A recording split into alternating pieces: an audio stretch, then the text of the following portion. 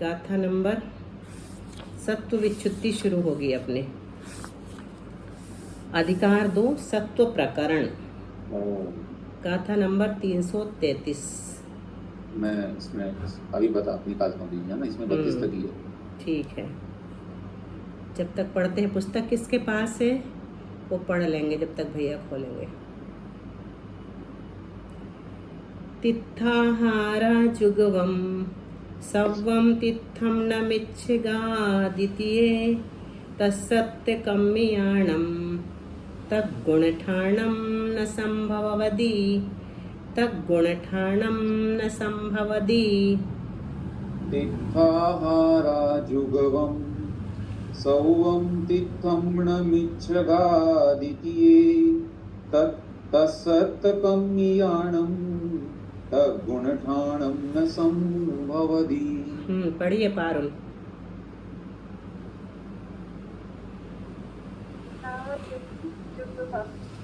सव्वं तीर्थं न मेच्छगादित्ये तत्सत्यकम्मियाणं तद्गुणठानं न संभवति। मिच्छगादित्ये यानी मिथ्यात्व, सासदन और मिश्र। तिये मतलब इन 3 गुण स्थानों में क्रम से लगाना है। क्या? तित्थाहारा जुगवम, तीर्थंकर यानी पहले गुण स्थान में तीर्थंकर और आहारक दिक् एक काल में नहीं होते। तीर्थंकर और आहारक दिक् पहले गुण स्थान में एक साथ नहीं हो सकते, एक काल में नहीं हो सकते। और दूसरे में तीनों ही प्रकृतियां किसी काल में नहीं होती। सव्वम यानी दूसरे गुण स्थान में ना तो तीर्थंकर प्रकृति का सत्व हो सकता है और ना आहारक दिक् का सत्व हो सकता है, किसी काल में भी नहीं होती। सत्व शब्द बिल्कुल दिमाग में और जिह्वा पे रखना। अब अपने को बंध भी भूल जाना है और उदय भी भूल जाना है। सत्व की ओर ही ध्यान देना है कि अब सत्व किन किन प्रकृतियों का है, यानी सत्ता में कौन कौन सी प्रकृतियां किस गुण स्थान में हैं, किस जीव के हैं, ये हम देख रहे हैं अब। और तित्थम न मिश्र गुण स्थान में तित्थम न तीर्थंकर प्रकृति नहीं होती है, क्योंकि इन सत्व प्रकृतियों वाले जीवों के पे मिथ्यात्वादि गुण स्थान ही संभव नहीं है। जिनका इन प्रकृतियों का सत्व होता है उनके मिथ्यात्वादि गुण स्थान ही नहीं होंगे। तीर्थंकर और आहारक दिक् का सत्व होगा, क्या मिथ्यात्व, सासदन, मिश्र गुण स्थान हो सकता है? नहीं हो सकता। इसी प्रकार मिश्र गुण स्थान में भी तीर्थंकर प्रकृति का होना संभव नहीं है। जो कर्म प्रकृतियां आत्मा के साथ संश्लेष रूप संबंध से बंधी हुई हैं वे सत्व प्रकृतियां होती हैं। जिन कर्म प्रकृतियों का आत्मा के साथ संश्लेष संबंध होता है, संश्लेष संबंध से जो आत्मा के साथ बंधी हुई हैं उनको सत्व प्रकृतियां कहते हैं, सत्वबंध। तीर्थंकर और आहारक दिक् की सत्ता संबंधी नियम बताते हैं। क्या है? तो आहारक दिक् जो 2 प्रकृतियां हैं, आहारक शरीर और आहारक अंगोपांग, इनका सत्व मिथ्यात्व गुण स्थान में हो सकता है कि नहीं? हो सकता है। सासदन गुण स्थान में हो सकता कि नहीं? नहीं हो सकता। मिश्र गुण स्थान में हो सकता कि नहीं? हो सकता है। फिर आगे चलते हैं। तीर्थंकर प्रकृति का सत्व मिथ्यात्व गुण स्थान में हो सकता है क्या? हो सकता है। हो सकता है। नरक में जाता है ना, तो तीर्थंकर प्रकृति के सत्व के साथ पहले नरक में भी जा सकता है, मिथ्यात्व गुण स्थान में। और सासदन गुण स्थान में हो सकता है क्या तीर्थंकर प्रकृति का सत्व? नहीं हो सकता। मिश्र गुण स्थान में नहीं हो सकता। इसी प्रकार दोनों एक साथ यानी तीर्थंकर प्रकृति और आहारक दिक् एक साथ दोनों पहले गुण स्थान में हो सकती क्या? नहीं हो सकती। दूसरे में भी नहीं हो सकती और तीसरे में भी नहीं हो सकती। तीर्थंकर और आहारक दिक् की सत्ता संबंधी नियम हम यहाँ देख रहे हैं। जिसने नरकायु का बंध करके क्षयोपशमिक सम्यक तो प्राप्त किया, ठीक है, नरकायु का बंध कर लिया पहले, उसके बाद कौन सा सम्यक दर्शन प्राप्त किया? क्षयोपशमिक सम्यक दर्शन प्राप्त किया। फिर उसके बाद तीर्थंकर प्रकृति का बंध कर लिया। ऐसे जीव को मरण के पूर्व मिथ्यात्व में आना पड़ता है। तीर्थंकर प्रकृति का बंध किया, पहले तो नरकायु का बंध कर लिया, तो अब नरक में तो नियम से जाना पड़ेगा। फिर उसके बाद छायोपशमिक सम्यक दर्शन प्राप्त किया, छायिक नहीं प्राप्त किया है, छायोपशमिक प्राप्त किया, और उसके बाद तीर्थंकर प्रकृति का बंध भी कर लिया। तो ऐसे जीव को मरण के पूर्व मिथ्यात्व में आना पड़ता है, तब उस जीव को मिथ्यात्व गुण स्थान में तीर्थंकर प्रकृति का सत्व पाया जाता है। और जिसने 7वें गुण स्थान में आहारक दिक् का बंध किया, आहारक दिक् का बंध कहाँ होता है? 7वें गुण स्थान में 7वें गुण स्थान में होता है ना। 6वें में उदय आता है, बाद में मिथ्यात्व को प्राप्त हो गया।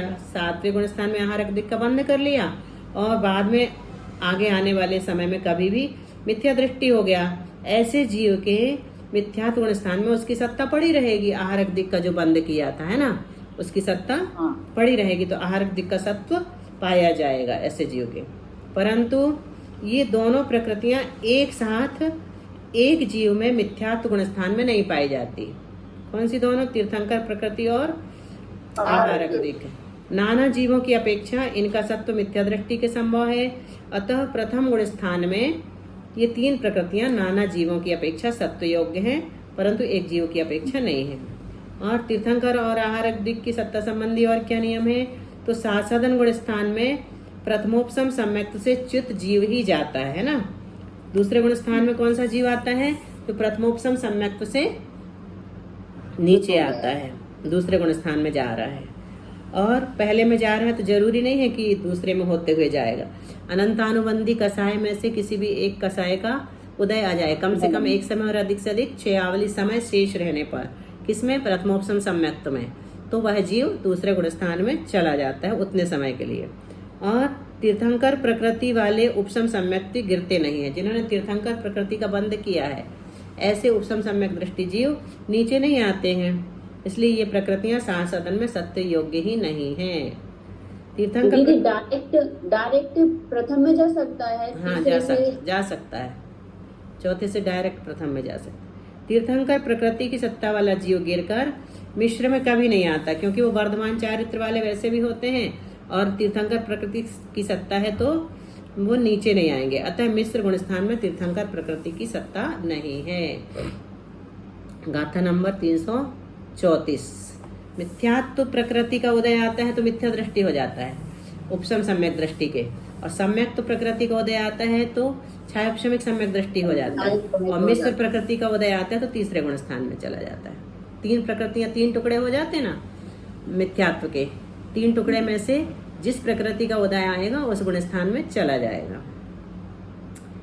चत्तारि विखेताइम आउग बंधेन होई सम्मत्तम अणुवद महवदाइम न लहै देवाउगम मोत्तुम। चत्तारि विखेताइम आउग बंधेन होई सम्मत्तम अणुवद महवदाइम न लहै देवाउगम मोत्तुम। चत्तारि विखेताय आउग बंधेन होई सम्मत्तम अणुवद महवदाय न लहै देवाउगम मोत्तुम। अणुवद महवदाइम न लहै देवाउगम मोत्तुम, ऐसे बोलना। चत्तारि विखेताइम यानी चारों ही गतियों में किसी भी आयु के बंध होने पर, आउग बंधेन चारों ही गतियों में किसी भी आयु के बंध होने पर सम्मत्तम होई, सम्यक तो हो जाता है, सम्यक तो होता है, परंतु क्या नहीं होता? अणुवद महवदाइम न लहै देवाउगम मोत्तुम, परंतु देवायु के बंध के सिवाय अन्य 3 आयु के बंध वाला अणुवद महवदाइम न लहै, अणुव्रत और महाव्रत धारण नहीं कर सकता है। देवायु के बंध के सिवाय अन्य 3 आयु के बंध वाला अणुव्रत तथा महाव्रत धारण नहीं कर सकता। मतलब जिसने देवायु का बंध कर लिया है या फिर किसी भी आयु का बंध नहीं किया, जिसने या तो देवायु का बंध कर लिया है वो अणुव्रत महाव्रत ले सकता है, या फिर किसी भी आयु का बंध नहीं किया, ऐसा जीव अणुव्रत महाव्रत धारण कर सकता है। आयु संबंधी और नियम क्या बताए? किसी भी आयु का बंध हो जाने पर भी सम्यक तो हो सकता है। देव आयु को छोड़कर अन्य आयु का बंध होने पर अणुव्रत और महाव्रत नहीं हो सकते हैं। आयु का बंध नहीं किया हो तो अणुव्रत महाव्रत होने में कोई बाधा नहीं है। दो प्रकार की आयु होती, कौन सी? एक भुज्यमान और दूसरी बध्यमान। भुज्यमान आयु किसे कहते हैं? जो अभी हम भोग रहे हैं। हाँ, जो अभी हम भोग रहे हैं, जो हमारी चल रही है ना। जैसे अभी हमारी बुद्धिमान आयु कौन सी है? मनुष्य आयु। और बध्यमान आयु कौन सी है? देवायु बोलेंगे अपन। नहीं पता बोलेंगे फिलहाल तो, है ना। हाँ। कोई भी हो सकती है और नहीं भी हो सकती है। अगर पॉजिटिव बोलना है तो हाँ, पॉजिटिव बोलना है तो देवायु ही बोलना है, बिल्कुल सही। कभी भी अपने आप को मिथ्या दृष्टि भी नहीं बोलना है, सम्यक दृष्टि ही बोलना है, पॉजिटिव ही रहो। तो बुद्धिमान आयु चौथे गुण स्थान तक चारों आयु। बुद्धिमान आयु में चौथे गुण स्थान तक कितनी आयु का सत्व हो सकता है? चारों आयु का हो सकता है, क्योंकि चार गुण स्थान चारों गति में प्राप्त होते हैं। चारों गति के जीव बुद्धिमान आयु में रहते हैं।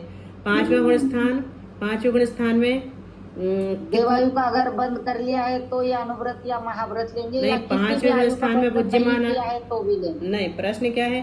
पांचवें गुण स्थान में बुद्धिमान आयु कौन कौन सी हो सकती है? बस मनुष्य आयु और त्रियंच आयु।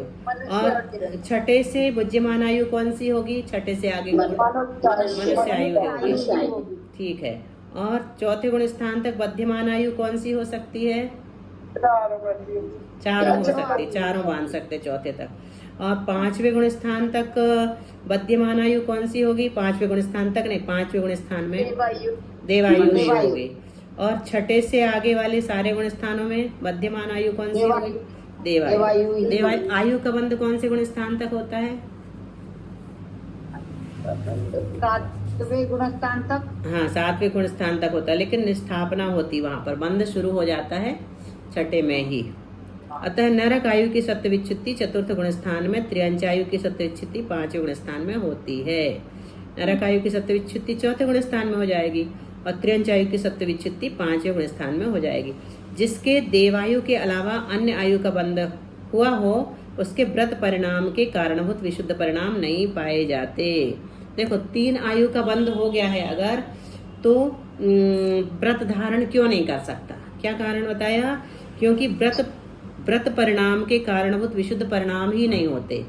व्रत लेने के लिए जितनी विशुद्धि चाहिए ना, 3 आयु का बंध हो जाने के बाद वैसे विशुद्ध परिणाम ही नहीं होते।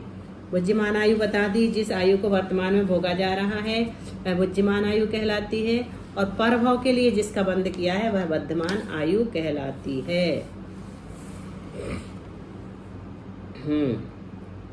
निरतिरिक्त सुरा उग सत्ते नहीं देश सयल वदि खवगा, देश सयल वदि खवगा, अयद च उक्कम तु अणम अनियट्टिकरण चरिमम्मी, जुगवम संजोगिता पुनोवि अनियट्टिकरण बहुभागम, बोलिय कम सो मिच्छम मिस्सम सम्मम खवेदिकमे जुम्मम।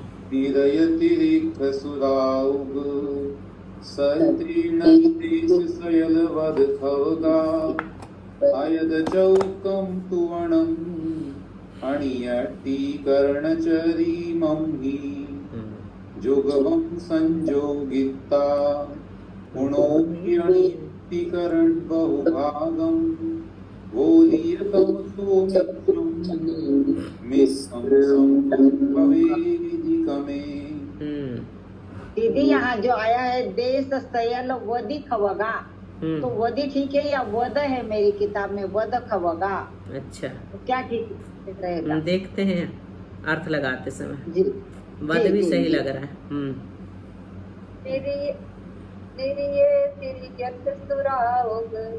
सत्ते नाही देश सयल वद खवगा, अदे च उक्कम तु अणम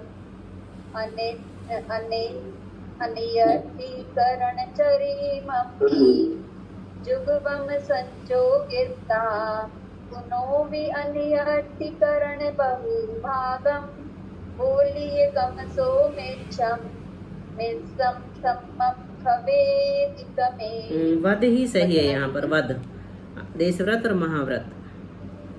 हाँ मुझे भी लग रहा था हाँ, लेकिन मैंने वध की जरूरत नहीं है। निरीय निरय तिरख सुराउग सत्य नरक त्रियंच और देवायु के सत्य यानी सत्व होने पर क्रम से देशव्रत यानी नरक आयु का सत्व होगा तो देशव्रत नहीं हो सकते, त्रियंच आयु का सत्व होगा तो महाव्रत नहीं हो सकते, और देवायु का सत्व होगा तो छपक श्रेणी नहीं हो सकती। क्यों नहीं हो सकती छपक श्रेणी देवायु का सत्व होने पर? क्योंकि वो चढ़ेगा ही नहीं ना, ये उसको देव नहीं बनना है ना, बाद में मोक्ष जाना है। हाँ, छपक श्रेणी सीधे में उनको मोक्ष ही जाना है उसी भाव से। हाँ, छपक श्रेणी वाला नीचे नहीं आता है, इसलिए कोई भी आयु का बंध नहीं कर सकते, वो देव आयु भी नहीं। अयद च उक्कम तु अणम और असंयत आदि 4 गुण स्थान वाले अनंतानुबंधी, अणम यानी अनंतानुबंधी आदि 7 प्रकृतियों का क्रम से क्षय कर क्या करते हैं? क्षायिक सम्यक दृष्टि होते हैं। असंयत आदि 4 गुण स्थान वाले यानी चौथा, 5वां, 6ठा और 7वां, ये क्या करते हैं? अनंतानुबंधी आदि 7 प्रकृतियों का क्रम से क्षय कर क्षायिक सम्यक दृष्टि होती है। कौन से 7 प्रकृतियां? अनंतानुबंधी 4 और 3 कौन से? मिथ्यात्व की सम्यक, 3। मिथ्यात्व और सम्यक और मिथ्यात्व। हाँ, मिथ्यात्व, सम्यक मिथ्यात्व और सम्यक प्रकृति। प्रसन्न मोहिनी की 3। हाँ, उन 7 में से पहले अनंतानुबंधी 4 का अनिवृत्तिकरण परिणामों के अंतर मुहूर्त काल के अंत समय में अनियट्टीकरण चरिमम्मी यानी अनिवृत्तिकरण परिणामों के अंतर मुहूर्त काल के अंत समय में चरिम समय में एक ही साथ क्या करते हैं? जुगमम, एक ही साथ संयोगित्वा यानी विसंयोजन अर्थात अनंतानुबंधी की चौकड़ी को क्या कर देते हैं? अप्रत्यख्यान आदि 12 कसाय रूप परिणमन करा देते हैं। तथा और क्या होता है? अनिवृत्तिकरण के बहुभाग, अनिवृत्तिकरण काल के बहुभाग को छोड़ के अनियट्टीकरण बहुभागम बोलिए पुनोभी यानी उसके बाद, और साथ ही अनियट्टीकरण बहुभागम बोलिए अनिवृत्तिकरण के बहुभाग को छोड़कर, बोली यानी छोड़कर, कमसो मिच्छम मिस्सम सम्मम खवेदी कमे शेष संख्यात्वे एक भाग में क्या करते हैं? वो पहले समय से लेकर क्रम से मिथ्यात्व, मिस्सम यानी मिश्र और सम्मम यानी सम्यक्त प्रकृति का क्षय करते हैं। इस प्रकार 7 प्रकृतियों के क्षय का क्रम है। क्षय का मतलब सत्ता, यहाँ सत्व के प्रकरण में ये बात क्यों बताई जा रही है? क्योंकि सत्ता से हटा दी गई है तो वो सत्व रूप नहीं है, ये बताने के लिए यहाँ पर ये बताया गया है कि उनका असत्व हो गया, यानी क्षय कर दिया तो सत्व ही नहीं रहा, सत्व ही नहीं रहा, सत्ता से ही चली गई। हाँ, सत्ता से ही चली गई। तो नरकायु का सत्व होने पर क्या नहीं होता? पंचम आदि गुण स्थान नहीं होते, और त्रियंचायु का सत्व होने पर 6ठा आदि गुण स्थान नहीं होते, 6ठे आदि गुण स्थान नहीं होते, 5 तक होते हैं। और देवायु का सत्व होने पर क्या नहीं होता? छपक श्रेणी नहीं होती। और छपक श्रेणी वाले। हाँ, अनंतानुबंधी 4 को क्या कैसे नष्ट करते हैं? एक साथ विसंयोजन करके नष्ट किया जाता है। और विसंयोजन कहाँ होती है?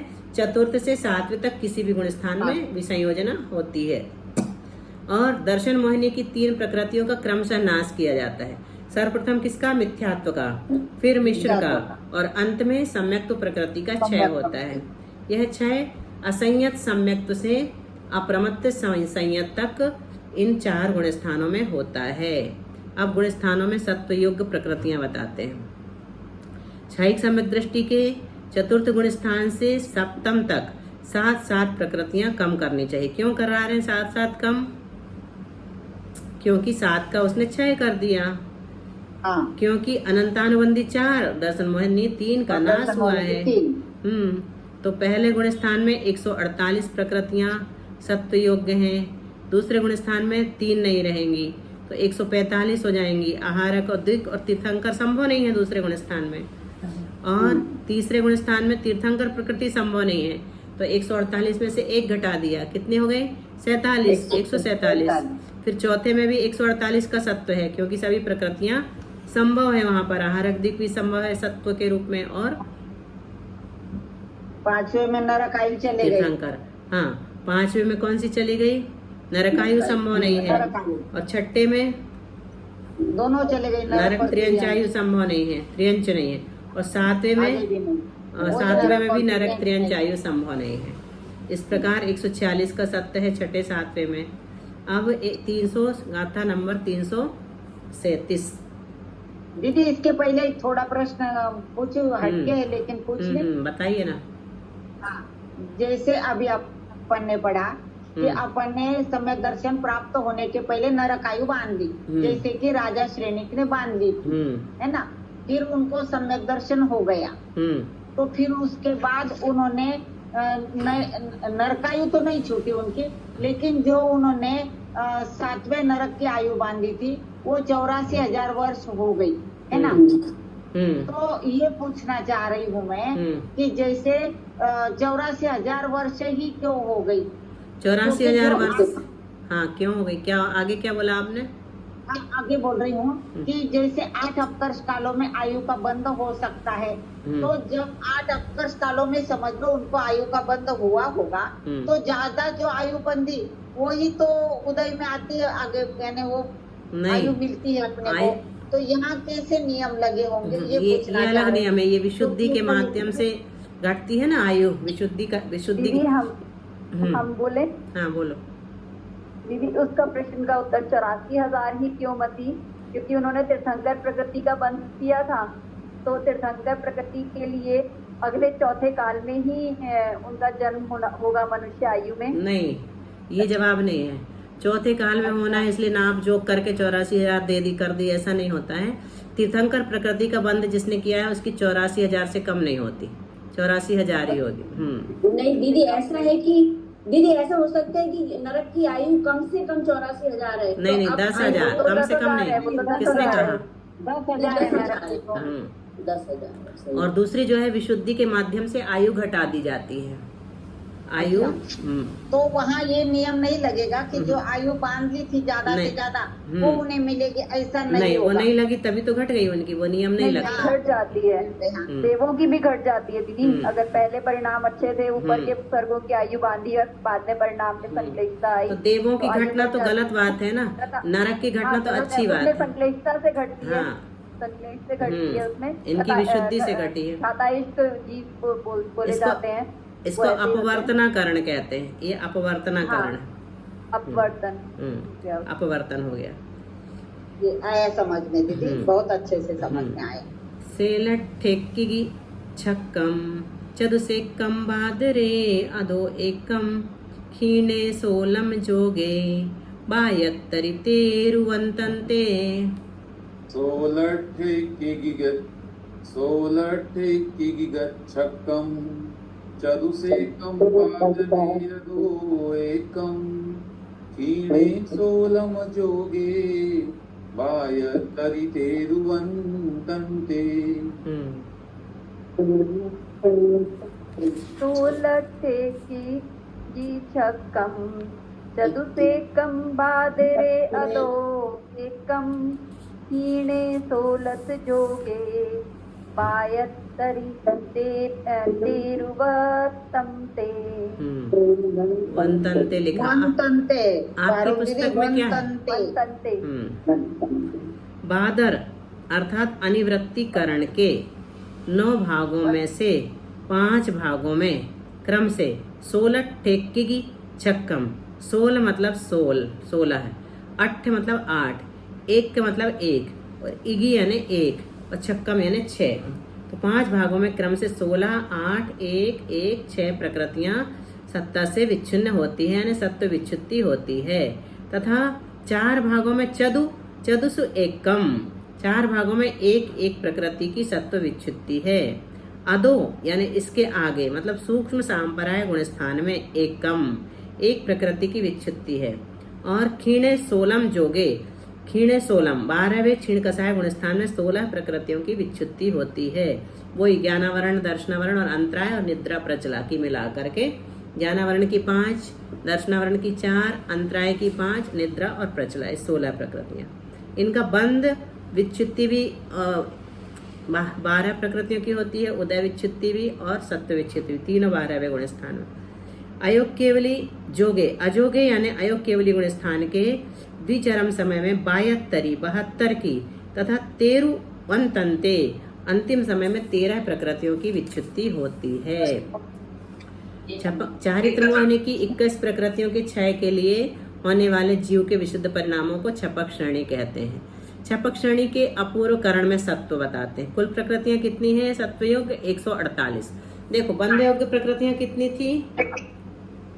बंध विच्छुत्ति में कितनी थी? बंध विच्छुत्ति में 122 बंध विच्छुत्ति में बंद की कह रहे हैं आप? 120 होनी चाहिए। हाँ 120 और उदय विच्छुत्ति में 122। 122। लेकिन सत्व विच्छुत्ति में कितनी ली? सारी प्रकृतियां ले ली। इनमें अभेद नहीं किया, भेद विवक्षा से सारी प्रकृतियां 148 ही सत्व योग में ली हैं। बंधन संघात आदि छोड़ दिए थे ना वहां पर, 5 शरीर 5 बंधन 5 संघात वर्ण आदि, तो वो सब अलग अलग ना कह करके अभेद रूप से ना कह भेद रूप से ना कह करके भेद विवक्षा से सारी ले ली हैं। हाँ और क्या घटा दिया? 148 में से दर्शन मोहिनी 3 और अनंतानुबंधी 4, तो 7 घट गई। और नरकायु त्रियंचायु देवायु 3, तो ऐसी कुल 10 प्रकृतियों के घटने से 148, 100 में से 10 गई तो 138 प्रकृतियां छपक श्रेणी के अपूर्वकरण में सत्व योग्य हैं। गुण स्थान कितने हैं? अनिवृत्तिकरण 9वां 10वां 11 9वां नहीं अनिवृत्तिकरण सूक्ष्म सांप्राय क्षीणमोह सहयोग केवली अयोग केवली। तो अनिवृत्तिकरण के भागों में बताया 16 है, 8 1 1 6 फिर 1 1 1 1 4 बार, ऐसी कुल 36 प्रकृतियों की सत्व विच्छुत्ति हुई। फिर सूक्ष्म सांप्राय में 1 की, क्षीणमोह में 16 की, सहयोग केवली में 0 की और अयोग केवली में 72, तो कुल 85 प्रकृतियों की 72 और 13, अयोग केवली में 72 और 13, ऐसी कुल 85 प्रकृतियों की सत्व विच्छुत्ति कर दी। चलिए अब अगली गाथा आगे लेंगे, कल समय हो गया। बोधि समाधि परिणाम शुद्धि स्वात्मोपलब्धि शिव सौख्य सिद्धि चिंतामणि चिंतित वस्तुदाने त्वां वन्द्यमानस्य ममास्तु देवि।